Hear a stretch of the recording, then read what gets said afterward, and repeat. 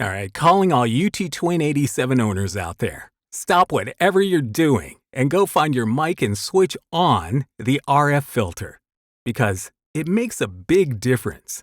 So unless you're disarming a bomb or holding a baby, well, I guess it depends on whose baby you're holding.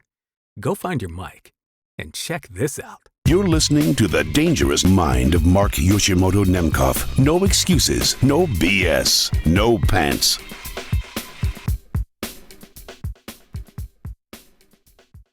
RF filter bypassed, modern mode. Ticket to ride a white line highway. Tell all your friends they can go my way. Sell your soul, pay the toll. Pound for pound worth more than gold. RF filter bypassed, vintage.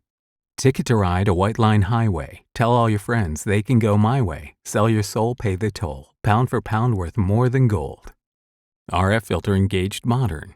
Ticket to ride a white line highway. Tell all your friends they can go my way. Sell your soul, pay the toll. Pound for pound worth more than gold.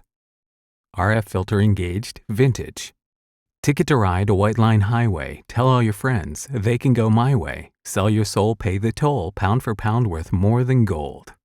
All right, wow, Dean Massey, you were right. Wow, that's a big difference. In the manual, it says it's a subtle difference, but I would hardly call that subtle. So, what do you think? What do you think of the RF filter on versus the RF filter off?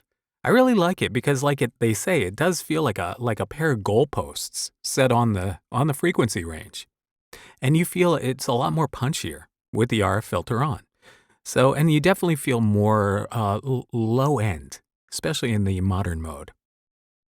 I like it. I think I'm going to keep my RF filter on, but I want to know what your opinion is. All right, leave it in the comments. Until next time, this is Mark Yoshimoto Nemkov, fading to black.